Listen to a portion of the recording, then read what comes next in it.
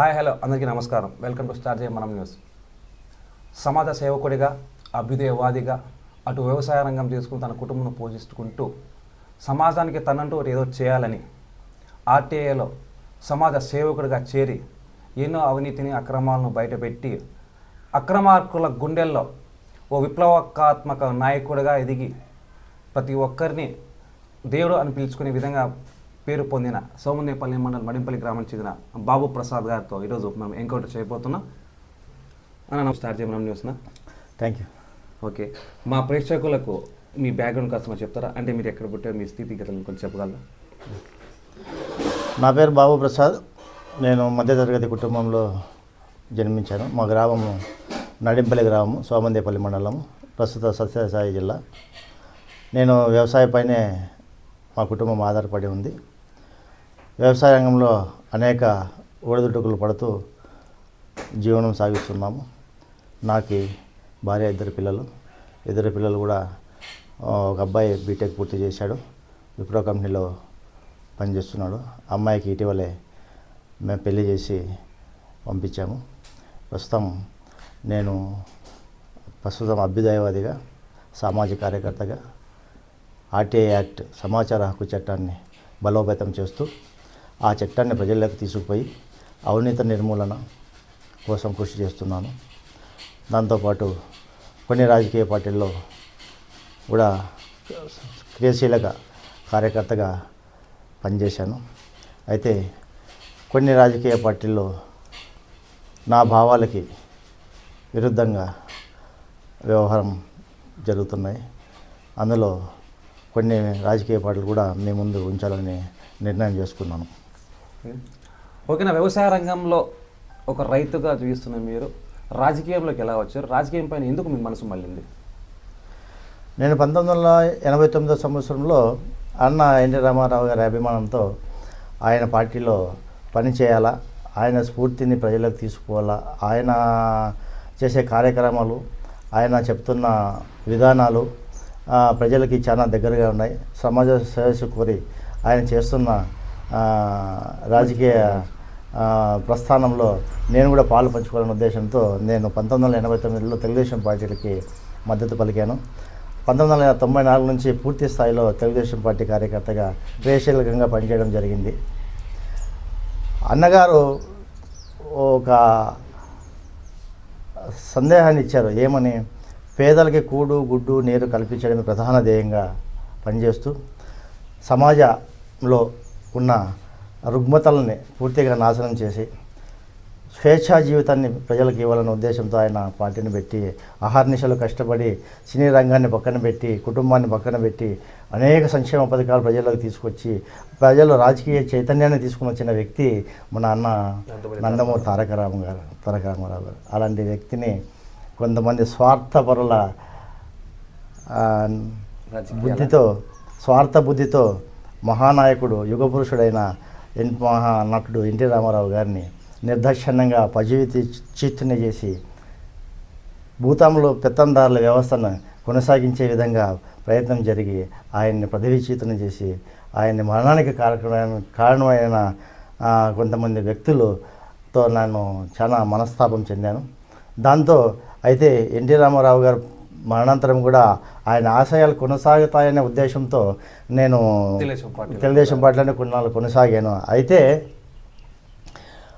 ఆ పార్టీలో అన్నగారి పథకాలు కానివ్వండి, అన్నగారి అభ్యుదయ భావాలు కానివ్వండి, అన్నగారు చేయాల్సిన సంక్షేమ పథకాలు అన్నీ కుంటపడిపోవడము, ఒక్కొక్కటిగా తొలగించడము, ఆ పార్టీని ప్రజలకు దూరం చేసే విధంగా పాలన జరగడంతో ఆ పార్టీ పైన కొంచెం నాకు విరక్తి కూడా చెందాను. దాంతోనే నేను ఆ పార్టీలో కొనసాగించకూడదనే ఒక ఉద్దేశం కూడా నాకు ఉండింది. అదే కానీ చూద్దాం, ఈ అవకాశం కాకపోతే ఇంకొక అవకాశంలో అన్నా కూడా ఆయన ఆశయాలు కొనసాగిస్తాడా అనుకున్నాను చంద్రబాబు నాయుడు గారు. అయితే అంటే మీరు 2002లో హైదరాబాద్కు ఒక ధర్నా కోసం వెళ్ళారని చెప్పి జరిగింది. అప్పుడు ఏం జరిగింది 2002లో? అదే ఫస్ట్ పాయింట్ అదే. ఇది నేను ఆ పార్టీని వ్యతిరేకించడానికి కారణం ఫస్ట్ అదే. ఎందుకంటే అన్న ఎన్టీ రామారావు రైతుల కోసం ఉచిత విద్యుత్ అన్నట్టే కొంత సర్ఛార్జ్తో వసూలు చేసేవాడు. రైతుల నుండి ఆ రైతులకు భారం పడుకోకుండా కొంచెం సర్చార్జ్ 50 రూపాయలు, హెచ్పికి 20 రూపాయలు, 10 రూపాయలు ఇట్లా కొంత ఇచ్చాడు. ఈయన చంద్రబాబు నాయుడు పరిపాలన వచ్చిన తర్వాత రెండోసారి పరిపాలన ముఖ్యమంత్రి అయిన తర్వాత రైతులకి ఇవ్వాల్సిన విద్యుత్తులో భారాన్ని రైతుల పైన మోపడంతో రైతులు ఇక్కడ పంటలు పెట్టుబడి, ఇక్కడ వర్షాభావము, అనేక సమస్యలతో కొట్టుమిట్టాడుతున్న సమయంలో కరెంట్ ఛార్జీలు పెంచడంతో ఈ కరెంటు వాళ్ళు ఒక నెల కట్టకపోతే మరుసటి రోజు స్టార్టర్ పెట్లు తీసుకుని కట్ చేసి స్టార్టర్ పెట్లు కూడా కొన్ని ఎత్తుకుపోయారు. అవి ఇడిపించుకునే పరిస్థితి కూడా రైతు పరిస్థితులు లేదు. అయితే నేను అప్పుడు ఏం చేశానంటే రైతు సంఘాలతో కలిసి అప్పుడు రైతు సమస్యల పైన హైదరాబాద్ సెక్రటరియట్కి ముట్టడికి మేము ఉద్యమంగా వెళ్ళాం. ఆ ఉద్యమంలో నేను పాల్గొన్నాను. రైతు ధనాపురం వెంకటరామరెడ్డి స్ఫూర్తితో ఆయన రైతు ఉద్యమకారుడుగా ఆయన చాలా విషయాలు చేశాడు. ఆయనతో పాటు నేను కూడా వెళ్ళాలనే ఉద్దేశం రైతుగా వెళ్ళాను. వెళ్తే ఇంకా బషీర్బాగ్ చేరుకున్నాం. బషీర్బాగ్ చేరుకున్నట్ట ఇంకా సెక్రటరీ దగ్గరగానే ఉంది. అప్పటికి కొంచెం ఒక కిలోమీటర్, హాఫ్ కిలోమీటర్ అంతే. అక్కడికి వెళ్ళతోనే ఇంకా అక్కడ రైతులపైన బాష్పవాయువులు ఫస్ట్ ప్రయోగించడం జరిగింది. అయినా ఎదుర్కోకుండా బాష్పవాయువులకు భయపడుకున్న రైతులు ముందుకే కొనసాగించారు ఉద్యమాన్ని. పోలంటే పోతే ఫర్దర్ వాళ్ళు ఏం చేశారంటే రబ్బర్ బుల్లెట్లతో దాడి చేశారు. దాడి చేస్తే రబ్బర్ బుల్లెట్లు ఏట్లకి కొంతమంది రైతులు గాయపడడంతో పాటు ప్రాణాలు కూడా కోల్పోయారు. గుర్రాలతో తొక్కిచ్చారు. నేను అక్కడ నుంచి ఎక్కడికి వెళ్దామంటే రైల్వే స్టేషన్కి పోతే పోలీసులు, బస్ స్టాండ్కి పోతే పోలీసులు. నేను అక్కడ నుంచి షాద్ నగర్ వరకు నడుచుకుని వచ్చి అక్కడ నుంచి రైలు పట్టుకుని జనరల్ బండిలో ఇల్లు చేరుకున్నాను.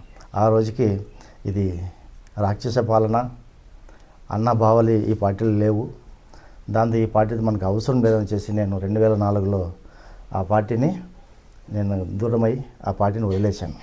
అంటే బషీర్బాగ్ సంఘటన కళ్ళ ముందు జరిగింది, కళ్ళారా చూశారు. ఒక తెలుగుదేశం పార్టీ కార్యకర్తగా మీరు ప్రత్యక్షంగా చూశారు. ఆ సంఘటన మీకు ఏం మార్పు ఇచ్చింది మీలో? అదే ఈ పార్టీ వల్ల రైతులకు కానీ పేదవాళ్ళకు కానీ సంక్షేమం అనేది దొరకదు. ఇది రాక్షస పాలన. ఇంకెప్పటికీ అన్న ఎన్టీ రామారావు ఆశయాలు అనేటివి దీంట్లో రావు అని పూర్తి కృత నిశ్చయంతో నేను నిర్ణయం తీసేసుకొని ఈ పార్టీ ఎప్పటికి కూడా ఇంకా అభివృద్ధి చెందేదానికి ఆస్కారం లేదనే ఉద్దేశంతో నేను పూర్తిగా దాన్ని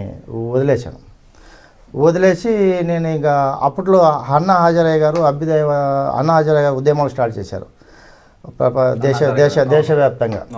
నేను ఆయనకి ఆకర్షితుడై నేను ఆయన కార్యక్రమాల్లో పాల్గొన్నాను. ఆయన నిరాహార దీక్షలు అయితేనేమి, అనేక ప్రెస్ మీట్లు అయితేనేమి, దేశ సంక్షేమం గురించి, పెత్తందారుల వ్యవస్థ గురించి, అవినీతి నిర్మూలన గురించి, ఇంకోటి లోక్పాల్ తీసుకురావాలనే ఒక లోక్పాల్ చట్టం తీసుకురావాలనే ఒక కాన్సెప్ట్ ఆయనలో అన్నా హజారేలో ఉండడంతో సరే ఈ ప్రభుత్వం ఇట్లా అయిపోయింది, ఇది పోయింది, కనీసం లోక్పాల్ అన్న వస్తే మనం ఏమైతే ఊహించామో దేశాభివృద్ధి కానివ్వండి, రైతుల అభివృద్ధి, ప్రతి ఒక్కటి ఒక సమాజంలో ఒక మంచి పాలన, మంచి వాతావరణంలో ప్రజలు బతుకుతారనే అనే ఉద్దేశంతో ఆ భావాలు ఆయనలో రావడం అన్నా హజారేలో. ఆయన ప్రెస్ మీట్లు, ఆయన చేస్తున్న ఉద్యమాలు నాకు నచ్చి నేను కూడా ఆయన దీంట్లో పాలు పంచుకోవడం ఆయన నుంచి 2008 వరకు ఆయన దీంట్లోనే పనిచేశాను. 2008 తర్వాత ఆర్టీఐని స్టార్ట్ చేశాను.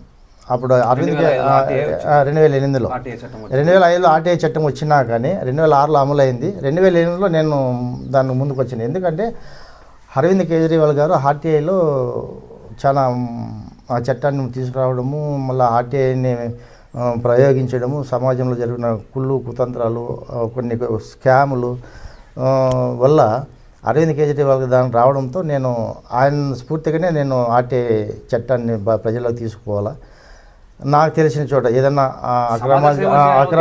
అక్రమాలు జరిగినాయని బయట పెడితే ఏదైనా మనం కొంచెమైనా అక్రమాలు అరికట్టి అవినీతిని అరికడితే అభివృద్ధి అనేది కొనసాగించవచ్చు, నిర్మూలితే అదే ఆ ఫలాలు ఏమైతే ఉన్నాయో, అవినీతి అక్రమాలకు ఫలాలు ఏమైతే ఉన్నాయో అవే ఫలాలు ప్రజలకి పోతే ప్రజలు బాగుపడతారు. అనే ఉద్దేశంతో నేను దాంతో కొనసాగించాను. అట్లే ఇంకా ఆటే కొనసాగిస్తూనే వచ్చాను. తర్వాత 2014లో మధ్యకాలంలో ఆయన పార్టీని ఏర్పాటు చేయడము, ఆమ్ ఆద్మీ పార్టీని. 2014లో ఏపీకి రావడము, ఏపీలో పార్టీ పోటీ చేయడం వల్ల నేను ఆమ్ ఆద్మీ పార్టీలోకి చేరి ఆమ్ ఆద్మీ పార్టీతో ప్రచారం చేసి ఆ పార్టీ గెలుపు కోసం పట్టెం రాజు గారు ఎమ్మెల్యేగా మన పెనుగొండ కాన్స్టిట్యూషన్కి ఆయన పట్టెం రాజు గారు కూడా మంచి భావాలతో వచ్చాడు. ఆయన ఏదో చేయాలా, మంచి సేవ చేయాలని పెనుగొండకి రావడము, ఆయనతో కలవడము, ఆయన భావాలు నాకు నచ్చి ఆయన సహకారంతో ఆమ్ ఆద్మీ పార్టీ సభ్యత్వం తీసుకోవడం జరిగింది. అంటే తెలుగుదేశం పార్టీ మీరు విడిచిన తర్వాత అప్పుడు ప్రత్యామ్నాయంగా కాంగ్రెస్ పార్టీ కూడా రాజశేఖర గారు అధికారంలో 2004 మరి కాంగ్రెస్ పార్టీ పైపు ఎందుకు పోలేదు?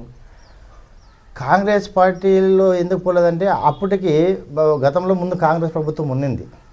కాంగ్రెస్ ప్రభుత్వం తర్వాత టీడీపీ ప్రభుత్వం వచ్చింది. మళ్ళీ 2000 మళ్ళా రాజశేఖర రెడ్డి గారు పరిపాలన అయితే బాగానే ఉన్నింది.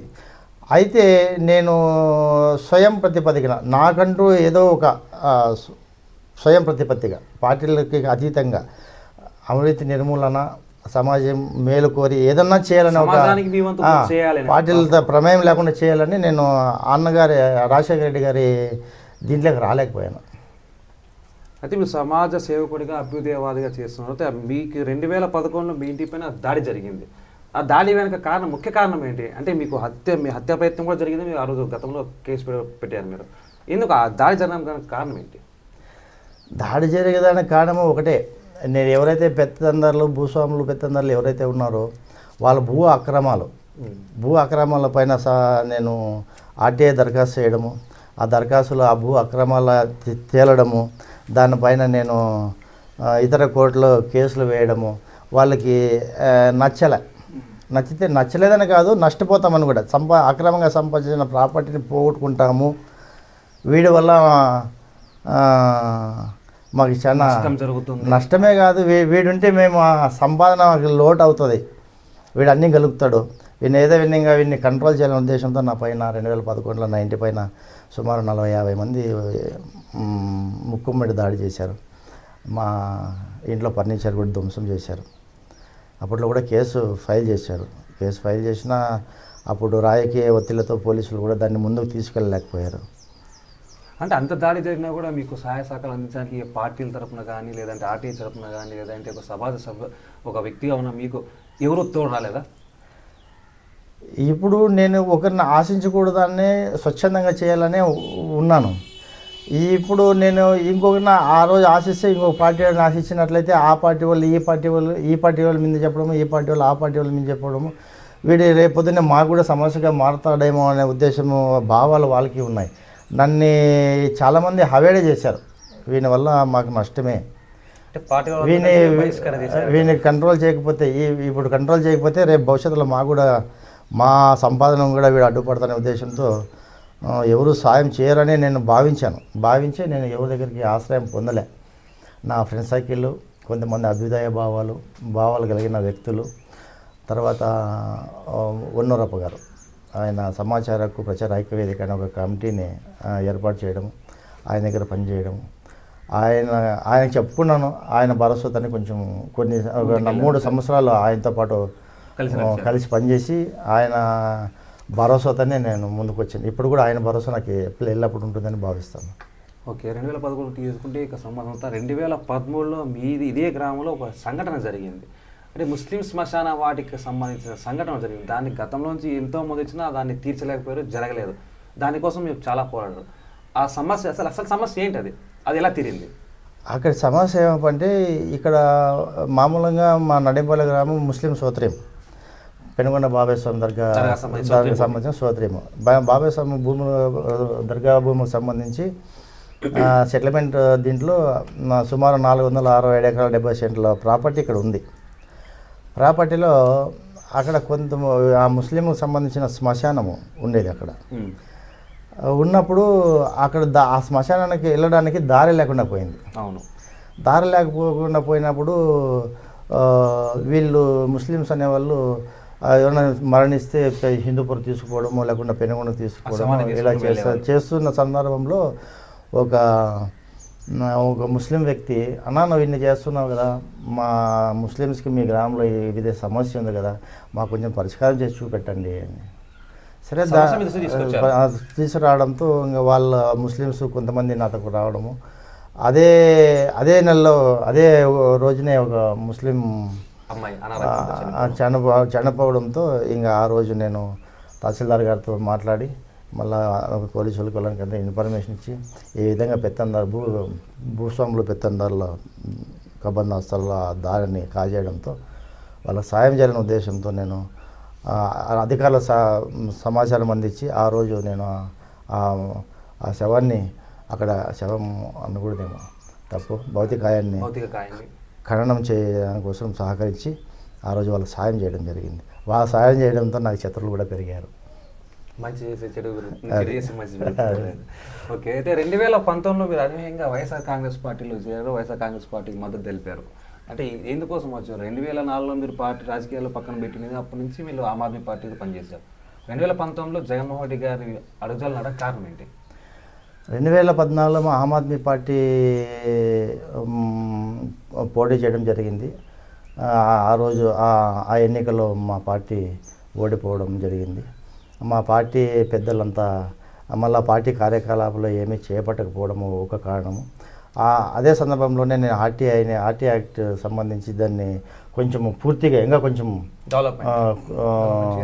కొంచెం ఎక్కువ టయాన్ని ఆర్టీఐకి కేటాయించడంతో ఇక్కడ కొన్ని మండల కేంద్రంలో కొన్ని వితంతువులు, వికలాంగులు, గీత కార్మికులు ఇలాంటి సంబంధించిన ఫింక్షన్లుగా సుమారు 10,69,000 రూపాయలు కాజేయడం జరిగింది. దానిపైన దృష్టి సారించాను. దృష్టి సారించిన తర్వాత ఇవి కొంతమంది పెద్దోళ్ళు ఏం చేశారంటే, నీకు ఇక్కడ ఎక్కడ కనపడవా, మీ ఊర్లో అక్రమాలు లేవా, మీ ఊరిలో నువ్వు చేయొచ్చు కదా అని ఒక వ్యక్తి అనడంతో సరే నేను ఏదో ఒకటి కానీలే, అదేదో మొదలుపెట్టేది మా గ్రామం నుంచినే మొదలు పెడదాము, మా మండలం నుంచినే మొదలు పెట్టాలనే ఉద్దేశంతోనే నేను అక్రమాల పైన సమాచార దరఖాస్తులు సంధించడం జరిగింది. దాంట్లో 2 భూ కుంభకోణాలు, ఒక ఇది పెన్షన్లు కాజేయడం అనేది 3 దరఖాస్తులు చేయడం జరుగుతూ, సో దానిలో సేకరించిన సమాచారాన్ని లోకాయుక్తలో కేసు ఫైల్ చేయడం. ఇంకా ఫైల్ చేసినప్పుడు అప్పుడు టీడీపీ ప్రభుత్వం ఉంది, ఇంకా దాంట్లో 100% టీడీపీ నాయకులే దాంట్లో ఆ క్రమాల్లో పాల్గొనడము జరగడంతో మేము ఇచ్చే ఫిర్యాదులు ఎవరు అధికారులు పట్టించుకోకపోవడంతో ఆ 5 సంవత్సరాలు కాలగాపం జరిగిపోయింది. ఇంకా 2019లో మీరు అడిగిన విధంగా 2019లో ఓకే, 2014 మీరు వచ్చేసి ఆమ్ ఆద్మీ పార్టీలో చేరారు. ఆమ్ ఆద్మీ పార్టీలో ఉంటూనే మళ్ళీ వైఎస్ఆర్సీపీలోకి రావడానికి కారణం ఏంటి? 2019లో రాజకీయ పొత్తుల్లో భాగంగా ఆమ్ ఆద్మీ పార్టీ మా జాతీయ అధ్యక్షుడు చంద్రబాబు నాయుడుతో తెలుగుదేశం పార్టీతో పొత్తు కుదుర్చుకోవడం వల్ల, ఆ కార్యక్రమాలు చేపట్టడం వల్ల ఇంక నేను వదిలేసిన పార్టీలో నేను మళ్ళీ ఎందుకు వెళ్ళాలా, దానికి ఎందుకు సపోర్ట్ చేయాలా, అక్కడ అన్నగారు భావాలు లేవు ఆ పార్టీలో, ఆ భావాలు లేనప్పుడు మనం ఎందుకు మళ్ళీ ఆ పార్టీలోకి పోయి మనం ఇది కావాలా. అంటే మీకు అక్కడ కోపం వచ్చింది చంద్రబాబు నాయుడు గారు లేదా పార్టీనా? తెలుగుదేశం పార్టీ పైన? పార్టీ సిద్ధాంతాలకు వ్యతిరేకంగా పనిచేసిన చంద్రబాబు నాయుడు పైన కోపము. పార్టీ అన్నగారు పెట్టిన పార్టీ అది ఒక కల్పవృక్షం. ఎంతోమంది ఆ వృక్షం కింద బడుగు బలహీన వర్గాలు చేదతీరిన వృక్షం అది. ఆ వృక్షం ఇప్పుడు లేదు కదా, ఆ వృక్షాన్ని నరికేశాడు చంద్రబాబు నాయుడు. ఇంక మళ్ళీ మనము మా అధ్యక్షుడు పోయినాడు నేను దాంట్లోకి పోవడం సబబు కాదనే ఉద్దేశంతో అందులోనే 2011 నుంచి మన జగన్మోహన్ రెడ్డి గారు నాకు ఒక అవకాశం ఇవ్వండి, భూస్వాములు పెత్తందార వ్యవస్థ పైన పోరాటం చేస్తాను, అందరినీ తరిమి కొడతాను, అవినీతి నిర్మూలన చేస్తాను, ప్రజలకి సంక్షేమ పాలన అందిస్తాను, అందులో రాజ్యాన్ని నేను మళ్ళా తీసుకురావాలన్న ఉద్దేశంతో పార్టీ పెట్టాను, రాజన్న కార్యక్రమాలు నేను కొనసాగిస్తాను, ఆయన ఆశయాలను కొనసాగిస్తాను అన్న కారణంతో ఒకసారి ఇన్ని పార్టీలు కష్టపడిన ఒక అవకాశం ఈయనకి ఇవ్వాలా, ఆయన పార్టీలో పనిచేసి ఆ పార్టీకి గెలుపుకు కృషి చేయాలా, గెలిచి ఒక అవకాశం ఇచ్చి చూద్దాము అనే ఉద్దేశంతో 2019లో నేను వైఎస్ఆర్ పార్టీలో చేరడము, ఆయనకి సహకరించడము, ప్రచారం చేయడము, కొంతమంది నా స్నేహితులు, నా శ్రేయోభిలాషులు మనకు కావాల్సిన బంధుమిత్రుల సహకారం వాళ్ళందరినీ కూడా నేను మొబిలైజ్ చేసి వైఎస్ఆర్ పార్టీకి ఓట్లు వేయించడానికి కృషి చేసి ఆ పార్టీని అధికారంలో తీసుకురావడం జరిగింది. ముఖ్యంగా మీరు ఆర్టీఐలోకి రావడానికి కారణం ఏంటి? అసలు ఆర్టీఐని ఎందుకు ఎంచుకున్నారు? ఆర్టీఐని ఎంచుకోవడానికి ప్రధాన కారణం ఏమప్పా అంటే మన అన్న నందమూరి తారక రామారావు గారే. ఆయనే కారణం. ఎందుకంటే ఆయన సమాజాన్ని హితము కోరిచ్చిన వ్యక్తి. ఆయన భావాలు తదుపరి నాయకుల్లో రాలే. ఆ భావాలు ఎలా కొనసాగించాలా, ఏ విధంగా కొనసాగించాలా అనే సందర్భంలో నా భావాలకు తగ్గట్టుగా ఆర్టీఐ యాక్ట్లో ఆ కార్యక్రమాలను చేయొచ్చు, అమలు చేయొచ్చు అనే ఉద్దేశంతోనే నేను ఆర్టీఐలకు చేయడం జరిగింది. ఎందుకంటే ఏదైతే ఎనీ ప్రభుత్వం, ఏ ప్రభుత్వమైనా కానీ ఒక సంక్షేమ పథకం కానివ్వండి, లేకుంటే ఇతర కార్యక్రమాలకు కానివ్వండి, అన్ని ఫలాలు ప్రజలకి ఖచ్చితంగా ఏదైతే మన అసెంబ్లీలో ముఖ్యమంత్రి ఉంటారో అవి తప్పుదోవ పట్టకుండా, ఆ నిధులు తప్పుదోవ పట్టుకోకుండా ప్రజలకు చేరాలా, దోవ పట్టితే ఏం చేయాలా, ఆర్టీఐని స్పందించాలా. సో తప్పుదోవ పట్టిన నిధులని మనము ఆర్టీఐ ద్వారా సేకరించి తిరిగి మన ప్రభుత్వ ఖజానాకు జమ చేయాలా. అలా కొనసాగితే నాలాంటి వాళ్ళు కొంతమంది ముందుకు వచ్చి ఆ చట్టాన్ని బలోత్పాదం నేను చేసినట్లయితే, నాలాంటి వాళ్ళు కొంతమంది అభ్యుదయాలు ముందుకు వచ్చి నిధుల దుర్వినియోగం కాకుండా చూసినట్లయితే ఖచ్చితంగా మనము అభివృద్ధిని పొందగలుగుతాము. పథకాలు అమలు అవుతాయి, వాళ్ళకి చేరుతాయి, గ్రామ అభివృద్ధి జరుగుతుంది. అందరూ ఒక బలహీన వర్గాల వాళ్ళకి ఇప్పుడు పంటలు ఎలా ఉన్నాయి, రైతాంగం పరిస్థితి ఎట్లుందో తెలుసు. పెట్టుబడి కూడా రాలేని పరిస్థితుల్లో భూములు లేని నిరుపేదలు ఉన్నారు, కూలీలు ఉన్నారు. అదేదో పేదవాడు ప్రభుత్వాన్ని నమ్ముకుంటాడు. అది వస్తే నాకు దీనికి అవుతుంది, ఈ పథకం వస్తే నాకు దీనికి ఉపయోగపడుతుందనే ఉద్దేశంతో ప్రజలు ఉన్నారు. అలాంటప్పుడు ఆ నిధులు పక్కదోవ పడతాయి, ప్రజలకు ఎలా చేరుతాయి? సో అది ఏవైతే నిధులు ఉన్నాయో పక్కదోవ పడకుండా సక్రమంగా అది చేయాలనేది ఆ కార్యక్రమం మా ప్రస్తుత జగన్మోహన్ రెడ్డి గారు ఖచ్చితంగా దాన్ని అమలు చేస్తున్నందుకు చాలా ఆయనకి కృతజ్ఞతలు ఉన్నాయి. ఎందుకంటే ఎవరిని ఆశించకుండా, నాకు ఈ పథకం కావాలని అడుక్కోకుండా ఆయన ఇంటికి, ఆయన గడపకు చేరుతున్నాయి ఏవైతే సంక్షేమ పథకాలు ఉన్నాయో ఖచ్చితంగా ఉన్నాయి. అయితే కొన్ని లోటుబాట్లు ఉన్నాయి, వాటిని కూడా సర్ది చేసుకుంటే ఇంకా కొంచెం అభివృద్ధి జరుగుతాను కారణం.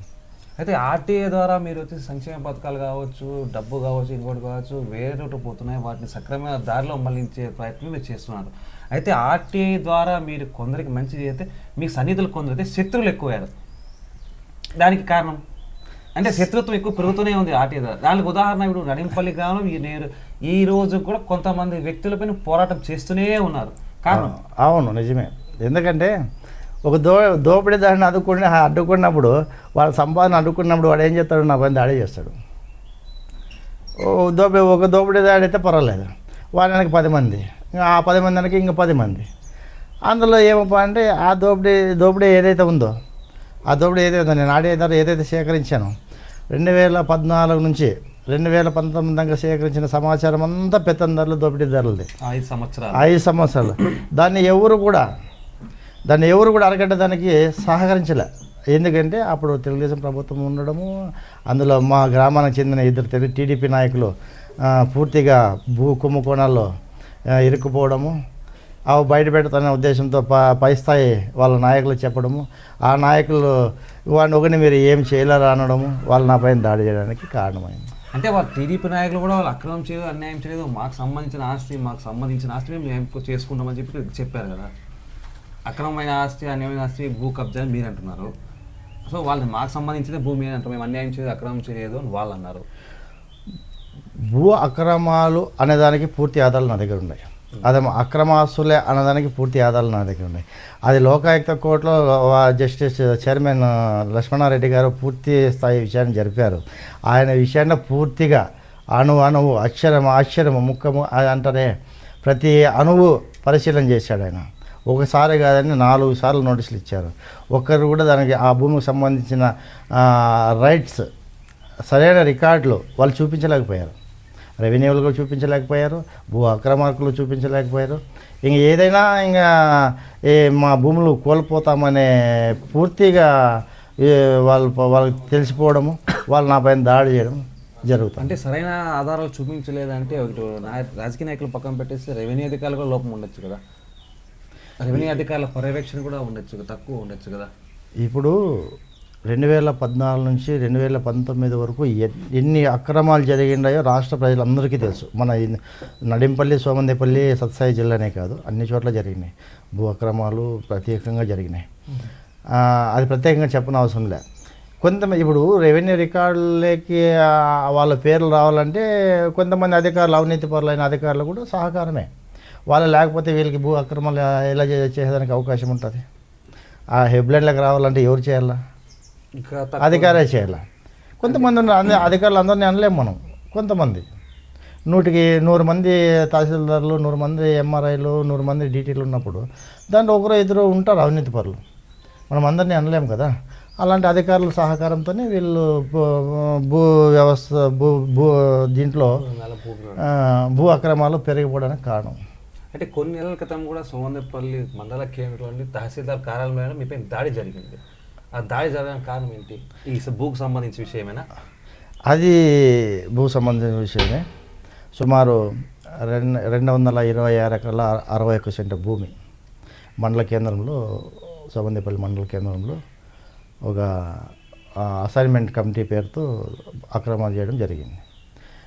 దాన్ని 2020లో మన జగన్మోహన్ రెడ్డి గారి ప్రభుత్వం వచ్చిన తర్వాత 2020లో నేను లోకాయుక్తలో కేసు ఫైల్ చేయడం జరిగింది. ఇంకా ఒక 2 సంవత్సరాలు కరోనా ద్వారా రావడం వల్ల కోర్టు జరగకపోవడం కొంచెం కాలయాపన జరిగింది. ఇంకా మన విచారణ తర్వాత 2001 నుంచి విచారణ చేపట్టడము, అక్రమాలు తేలనం చేయడం. ఒక సుమారు అంటే ఇప్పుడు 250 ఎకరాలు అంటే సుమారు అంటే 800 కోట్ల ప్రాపర్టీ. 800 కోట్లు అంటే ఇప్పుడు మార్కెట్ విలువ. ఇప్పుడు అక్కడ ఆ భూమిలో 2 పరిశ్రమలు రావచ్చు.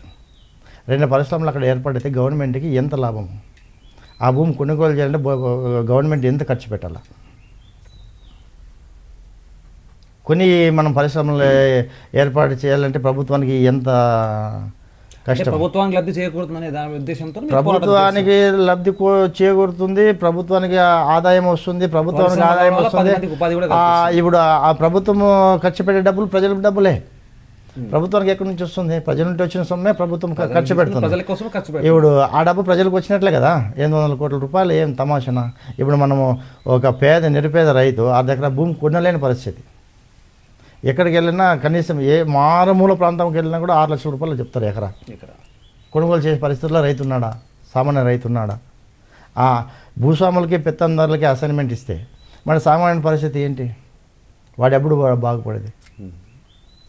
ఇది చేయడం వల్లే నా పైన సోమందేపల్లి మండల కేంద్రంలో పెత్తందారులు కొంతమంది అంతా కలిసి నా పైన పబ్లిక్లో ప్రత్యక్షంగా నా పైన దాడి చేయడము. గతంలో కూడా మీరు పోలీస్ స్టేషన్ కూడా నా పైన ప్రాణహాని. అవునవును. పోలీసులకు కూడా నేను ఇన్ఫర్మేషన్ ఇచ్చాను ఒక రోజు ముందే, అంతకు ముందే నోటీసులు ఇచ్చాను. తర్వాత 2016లో కూడా నా పైన దాడి జరిగింది. అప్పుడు కూడా సమాచార కమిషనర్ చీఫ్ కమిషనర్ గారు నాకు ఉత్తర్వులు కూడా ఇచ్చారు, ఆయనకు రక్షణ కల్పించండి. తర్వాత హైకోర్టు కూడా నాకు రక్షణ కల్పించమని హైకోర్టు ఉత్తర్వులు కూడా ఉన్నప్పటికీ కూడా అప్పుడు పెత్తందారుల దీనివల్ల అధికారులు ఆ ఆర్డర్ని అమలు చేయలేకపోయారు.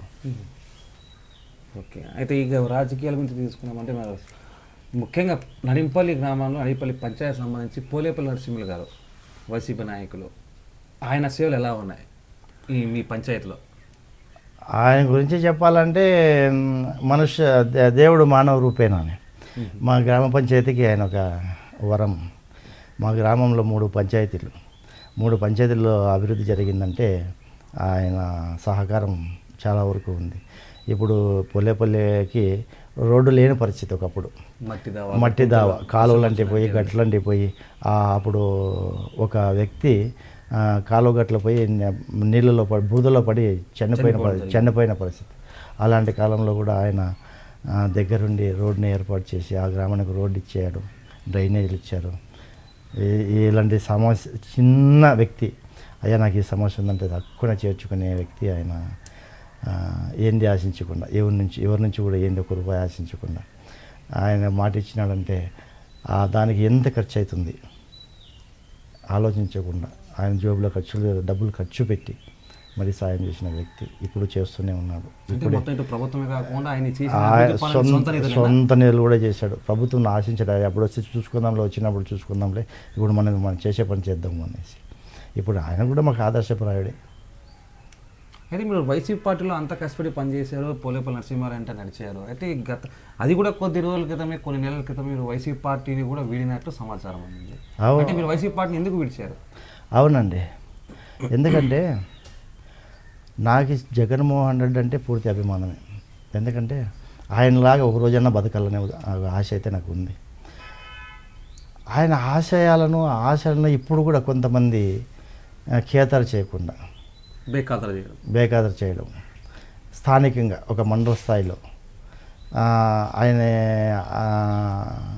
ఏదైతే ఆయన చేయాలనుకున్నాడో దాన్ని నీరుగారుస్తూ వాళ్ళ స్వార్థ ప్రయోజనాల కోసం పెత్తందారి వ్యవస్థ ఏదైతే నిర్మూలించానో దానికి ఊతం ఇవ్వడం వీళ్ళు. మన నాయకుడు పెత్తందారి వ్యవస్థని నిర్మించాలని ఆయన, దీన్ని ఎంకరేజ్ చేయడం కొంతమంది. దాన్ని నేను వ్యతిరేకిస్తే బాబు చెడ్డోడు, ఆయన వల్ల నష్టము. ఎవరి వల్ల నష్టము? ఏది నష్టము? నేను తప్పుని మనం జగన్మోహన్ రెడ్డి ఆశయాల్ని కొనసాగించండి అని చెప్పడం తప్ప. అంటే 2002లో కూడా మీరు తెలుగుదేశం పార్టీని అప్పుడు ఆ ఆశయాలు లేవు, అక్కడ చంద్రబాబు నాయుడు గారు ఏదో చేస్తున్నారని చెప్పేసి పార్టీ వీడారు. 2019లో మళ్ళీ వచ్చేసి ఆమ్ ఆద్మీ పార్టీ వీయడానికి కూడా చంద్రబాబు నాయుడు 2 పార్టీలు అప్పుడు వదిలేశారు. ఇప్పుడు 2024 జగన్మోహన్ రెడ్డి గారు ఆశయాలు బాగా నచ్చాయని చెప్పేసి ఉన్నారు. అదే వ్యక్తి మీరు పార్టీని వదిలేశారు. మరి 2024 40 రోజులు ఎలక్షన్ రాబోతుంది. మరి ఏ పార్టీకి మీరు పనిచేస్తారు? వైసీపీలోనే మళ్ళీ పనిచేస్తారు, లేదా పార్టీలకు అతీతంగా ఏ పార్టీ వద్దని సరైన ఉండిపోతారా? నేనైతే ఇప్పుడు వైసీపీ పార్టీకి నేను దూరంగా ఉండదలుచుకున్నాను. రాజకీయంగా ఆ పార్టీలో నేను కార్యకర్తగా కొనసాగాలని అనుకోవడం లేదు. పూర్తిగా నేను పార్టీ నుంచి విరమిస్తున్నాను. సభ్యత్వం కూడా నేను రాజీనామా చేయకపోయినా మనం ఏం పెద్ద క్రియేషన్లో కానీ మనం రాజీనామా ఇచ్చినాడని చెప్పడం, మనము ఏదైనా ఒక పదవి అనుభవించి ఉంటే నేను ఈరోజు ఈ పదవికి పార్టీ సభ్యత్వానికి రాజీనామా చేస్తానని రాజీనామా పత్రాన్ని ఇవ్వచ్చు. మేము సామాన్య కార్యకర్త, ఆయన అభిమానించే వ్యక్తిని నేను. ఆయన ఆశయాలను అభినందిస్తున్నాను. ఎందుకంటే ఈరోజు ప్రతి గ్రామంలో తీసుకోండి, 100 కుటుంబాల్లో తల్లిదండ్రులు 100 కుటుంబాల్లో సుమారు 70 కుటుంబాలు తల్లిదండ్రులను చూడలేని పరిస్థితి. కుమారులు కానీ కుమార్తెలు కానీ ఇతరులు ఏదో సమస్య. ఈరోజు 3,000 రూపాయలు వాళ్ళకి ఇస్తున్నారంటే అందుకంటే ఆ కొడుకు చూస్తారు, ఎవరు చూస్తారు? ఈరోజు హాస్పిటల్కి అదే ముసలితనంలో హాస్పిటల్కి పోతే ఫ్రీ, ఉచితం. ఇప్పుడు గ్రామ క్లినిక్లు వస్తున్నాయి, అమలు చేస్తారు. నెక్స్ట్ పీరియడ్లో నాకు తెలిసి గ్రామం నుండి బయటకు పోయే కోరనుకుంటాను నేను.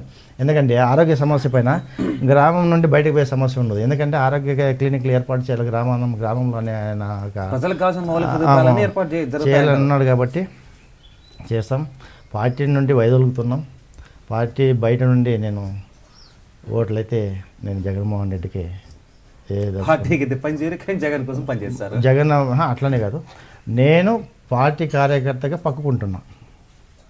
పార్టీ కార్యకలాపాల్లో జగన్ అభిమానంగా అయితే నా ఓట్లు, నా శ్రేయోభిలాషులు, నా మిత్రులకు చెప్పేది మాత్రం ఖచ్చితంగా. ఈ పార్టీ కార్యకలాపాల్లో అయితే నేను పనిచేయదలుచుకోలేదు. ఓకే, అయితే మన పెనవ నియోజకవర్గం తీసుకుంటే ఈయన ఇటువైపు తెలుగుదేశం పార్టీ ఉమ్మడి అభ్యర్థిని సవితమ్మ గారు ఉన్నారు, అటువైపు ఉషశ్రీ గారు ఉన్నారు, అటువైపు మంత్రి గారు, ఇటువైపు సవితమ్మ గారు. సో ఎలా ఉండబోతుంది ఈ రాజకీయం?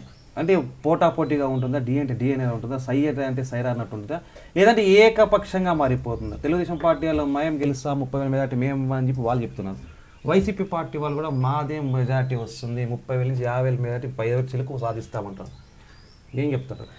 ఇప్పుడు తెలుగుదేశం వాళ్ళ భరోసా వాళ్ళ ప్రకారం వాళ్ళ భరోసాలో వాళ్ళు ఉన్నారు. ఏమేమేమి గెలుస్తామో మాకు అంత మెజార్టీ వస్తుంది ఇంత మెజార్టీ వస్తుంది ఏమనేది వాళ్ళ సంక్షేమ వాళ్ళు పార్టీ చేసిన సంక్షేమ పథకాలు అయితే ఏమీ లేవు నాకు తెలిసి ఇప్పటికి 2014 నుంచి 19 తీసుకుందాం. ఎన్టీ రామారావుని పక్కన పెట్టి ఆ కాలం పక్కన పెట్టేస్తే 14 నుంచి 19 వరకు ఏం చేశారు? 2014 ఏం చేశారంటే 2014 మనకు అంతకుముందు సంవత్సరం ముందు తెలుగుదేశం పార్టీ రాకముందే మనకు ఆంధ్రప్రదేశ్ విడిపోయింది కదా. రాష్ట్రం విడిపోయిన తర్వాత మనకు ఆస్తులను తెలంగాణకి ఇచ్చారు, మనకు అప్పులని మనకి ఇచ్చారని చంద్రబాబు నాయుడు ఆల్రెడీ చెప్పారు. 16,000 కోట్లు మనకు లోటు బడ్జెట్ ఉంది, మనం కట్టుబాటుతో బయటకు వచ్చాము, రాష్ట్రాన్ని ఇంప్రూవ్మెంట్ చేయాలి, 2 సార్లు అవకాశం ఇవ్వమని చెప్పారు చంద్రబాబు నాయుడు గారు. 2014 ఒకసారి 2019 సో అందువల్ల ఇంప్రూవ్మెంట్ చేయలేకపోయినా అని చెప్పారు ఆయన. అదే తీసుకుందాం లోటు బడ్జెట్. ఇప్పుడు లోటు బడ్జెట్లో చంద్రబాబు నాయుడు 5 సంవత్సరాలు పరిపాలన చేశాడు. డెవలప్ అయితే ఏం జరిగింది అయితే ఏమీ లేదు. దోచుకోవడం ఏం పరిశ్రమలు ఎన్ని వచ్చాయి? ఎన్ని పరిశ్రమలు వచ్చాయి? ఎంత ఖర్చు పెట్టారు? ఇప్పుడు జగన్మోహన్ రెడ్డి ప్రభుత్వంలో ఎన్ని పరిశ్రమలు వచ్చాయి? జాగీ అంటే గార్మెంట్స్ ఇప్పుడు వాళ్ళ యాజమాన్యం అది వేరే ఇది వేరే. అమరాన్ పేట కూడా వెళ్ళిపోయింది. అమరాన్లో ఇప్పుడు మానవ మనుగడకి హాని కలిగించే ఏ పరిశ్రమ కూడా రాష్ట్రంలో ఉండకూడదు అనేది ప్రధాన ఉద్దేశం. ఇప్పుడు ఉద్యానం తీసుకోండి. ఉద్యానంలో కిడ్నీ బాధితులు ఎందుకు వచ్చాయి? ఎందుకు వచ్చాయి? అక్కడ కలుషితం నీరు. అలాంటి పరిశ్రమలు మన రాష్ట్రానికి వద్దు అని ఇది బ్యాటరీ కంపెనీ అదే సరే బ్యాటరీ మరి జాకీ కంపెనీ ఏం లేదు, వేల మంది మహిళలకు ఉపాధి చూపిస్తుంది. ఇప్పుడు ఒకటి జాకీ కంపెనీ అనేది ఉపాధి అనేది నేను ఒప్పుకుంటాను. ఉపాధి ముసుగులో ఆ యాజమాన్యాన్ని లోపలే మీరు అక్రమార్జన ఆశిస్తే ఆయన లాభాలు తీసుకోవడం వల్ల వీళ్ళకి అక్రమార్జన కోసం వీళ్ళకి డబ్బులు ఇవ్వాలి. అంటే అక్రమార్జన వాళ్ళు అడిగారు కాబట్టి ఆ కంపెనీకి వెళ్ళిపోయింది. ఆ గతంలోనే వెళ్ళిపోయింది అది. ఇంకా ఈ ప్రభుత్వం రాకముందే ఇప్పుడు అది పోయింది. ఎప్పుడు జాకీ కంపెనీ ఈ ప్రభుత్వం వచ్చిన తర్వాత పోలే, ఎలక్షన్ తర్వాత పోలే, అది తప్పు అది పోలే. అంతకు ముందే వాళ్ళు నిర్ణయం తీసేసుకున్నాడు ఆయన ఇక్కడ వద్దు మనము అనేసి జాకీ వాళ్ళు. మరి రీసెంట్గా మన పెనమల దగ్గర ఉన్న కియా కూడా వెనక్కి వెళ్ళిపోతుంది సోషల్ మీడియాలో హల్చల్ అయింది, మీడియాలో కూడా వచ్చింది. కారణం ఏంటంటే వాళ్ళకు పాపం మనం కట్టాల్సి వస్తుంది, వైసీపీ నాయకులు డిమాండ్ చేస్తున్నారని చెప్పేసి రూమర్లు కూడా వచ్చాయి, పెద్ద పెద్ద ఆర్టికల్స్ కూడా వచ్చాయి పత్రికల్లో. చివరికి సంస్థ ఎండీనే వచ్చి మళ్ళీ ఒక వివరణ ఇచ్చారు ఎక్కడికి పోవడం లేదు అని. అంటే అలాంటి పరిస్థితులు ఎందుకు రావడానికి కారణం ఏంటి? అవి ప్రభుత్వం పైన బురద జల్లే మాటలే. ప్రభుత్వాన్ని దిగజార్చల్లా, తెలుగుదేశం మన వైఎస్ఆర్ పార్టీ దిగజార్చల్లా. ఆయన్ని పబ్లిసిటీ కాకూడదు, ఆయన పరిపాలన పబ్లిసిటీ కాకూడదు, ఆయన చేసిన పథకాలు పబ్లిసిటీ కాకూడదు. ఇప్పుడు వీళ్ళు ఇన్ని చెప్తున్నారు, వీళ్ళు 2014 నుంచి 2015 వరకు 19 వరకు మీరు ఎందుకు చేయలేకపోయారు? సంక్షేమ పథకాలు ఎందుకు చేయలేకపోయారు? అభివృద్ధి ఎందుకు చేయలేకపోయారు? రాజధాని ఎందుకు కట్టలేకపోయారు? అంటే రాష్ట్రం విడిపోయింది కాబట్టి మేము రాష్ట్రం ఇంప్రూవ్మెంట్ చేయాలి, ఇన్కమ్ సోర్స్ తీసుకోవాలి అని చెప్పేసి ఆయన చెప్పారు కదా. అవును కరెక్టే. లోడ్ బడ్జెట్ ఆయనకున్నప్పుడు మరి ఈయన లోడ్ బడ్జెట్లో ఈయన ఎందుకు సంక్షేమ పథకాలు అమలు చేస్తున్నాడు? ఈయనకి ఎక్కడి నుంచి వస్తున్నాయి డబ్బులు? అంటున్నారు అది తప్పు. అది ఇప్పుడు ఎవరైనా పీడిస్తున్నారా? ఎవరైనా ఒక ఆటోని తీసుకోండి, వాడు ఏదో సపోజ్ ఒక ఇన్స్టాల్మెంట్లో ఆటో కొన్నాడు. ఇన్స్టాల్మెంట్లో ఆటో కొంటే నెల కింద కట్టాలి, వాడు ఈఎంఐలు కట్టాలి. అదే టీడీపీ ప్రభుత్వం ఉన్నప్పుడు 2014-2015 నెలకు 2 ఆటలు రైడ్ చేసేవాళ్ళు వాళ్ళ పైన. వాడు ఆ రెండు ఆటలు రైడ్ చేసిన వాడు సంపాదించినంత వాళ్ళ అధికారులు ఫైన్ వేసి తీసుకుపోయాలి. ఇప్పుడు ఎవరైనా రైడ్ చేసినది ఒకటి చూపించండి నాకు. ఏమైనా ఒక ఆటో నిలుపుతున్నారా, ఒక కారు నిలుపుతున్నారా, ఏదైనా సరే ఎవరికైనా ఫైన్ వేసినారా ఒక ఆటో వానికి? అంటే సంక్షేమ పథకం అభివృద్ధి జరిగిందంటారు. ఎందుకంటే ఆటో వాడు అప్పు చేసి కొన్నాడు, వాడి మీద పడకూడదు. నువ్వేం చేసినావు? వాడి మీద పడి వాడు సంపాదించి నెలలో 2 ఆటలు వాడి మీద రైడ్ చేస్తే వాడు ఈఎంఐ కొట్టుకుంటే సంపాదించుకున్న అమౌంట్ కూడా వాడు ఆర్టీఓ ఎత్తుకొని వెళ్ళిపోతే వాడు ఈఎంఐ ఏం కట్టుకుంటాడు? ఫైనాన్స్ వాడు ఎత్తుకుపోయి వాడు షెడ్లో పెట్టుకుంటాడు. అయితే మీరు వైనాడు 175 నినాదంతో జగన్మోహన్ రెడ్డి గారు వచ్చారు ఈసారి 2024 ఎలక్షన్లో. మరొకసారి ఇంకేం చెప్తున్నారు? మీ ఇంటికి మంచి జరిగింటేనే మీ ఇంటి పెద్ద కొడుకుగా నాకు ఓటేయండి అంటున్నారు. సో ఈసారి రూలింగ్ వైసీపీదే అంటారా? ఆయన భరోసా అదే. ఎందుకంటే ఇప్పుడు ప్రజలకి ప్రతి కుటుంబంలో తీసుకోండి, ప్రతి పిల్లవానికి సంక్షేమం పథకాలు ఉన్నాయి. ఎందుకంటే ఇప్పుడు నాడు నేడు స్కూల్ తీసుకోండి, డెవలప్ అయినాయి. ఎడ్యుకేషన్ తీసుకోండి, ఇంగ్లీష్ మీడియం. నువ్వు కాన్వెంట్ స్కూల్లో చదివే పరిస్థితుల్లో పేదవాళ్ళు లేడు, ఇంగ్లీష్ మీడియం.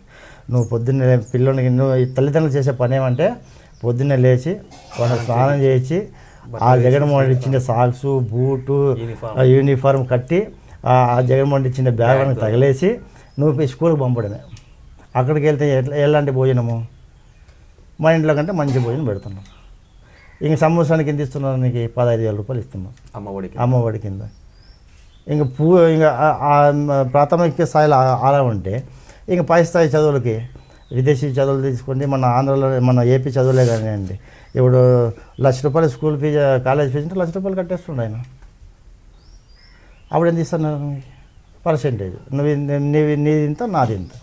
అదంతా ఉచితమే కదా. ఇప్పుడు పేదడు కూడా పోయి చదువుకుంటున్నాడు కదా. సో అయితే మనకు సంక్షేమ పథకాలకు అందించిన ఘనత జగన్మోహన్ రెడ్డి అంటారు 100%. మరి ఈసారి ఎలా ఉండబోతుంది? ఖచ్చితంగా ఆయనకు అదే భరోసా. సైకోపోవాలి సైకిల్ రావడం తెలుగుదేశం పార్టీ నినాదం చేస్తుంది. యువగలం కింద ప్రతి ఒక్కరికి ఉద్యోగం ఇస్తామన్నారు. దాని తర్వాత ప్రతి మహిళకు 18 సంవత్సరాల ఆడపడుచుకు మహాశక్తి పథకం కింద వాళ్ళకు సిలిండర్లు ప్రతి నెల ₹15,000 డబ్బులు ఇస్తామంటున్నారు. 3 సిలిండర్స్ ఫ్రీ ఉచితం, ఆర్టీసీ బస్సు ఉచితం అంటున్నారు. చంద్రబాబు నాయుడు ఈసారి ఖచ్చితంగా నేను చేస్తాను, సైకోపోవాలి సైకిల్ రావడం ముందుకు వస్తాం. ఎలా ఉండబోతుంది? సరే, ఆ ప్రకారంగానే అనుకున్నాం. ఇప్పుడు జగన్మోహన్ సైకోనే అనుకుందాం. ఇప్పుడు ఆయన 5 ఏళ్ళ పరిపాలనలో ఇవన్నీ ఎందుకు ఇవ్వలేకపోయాడు?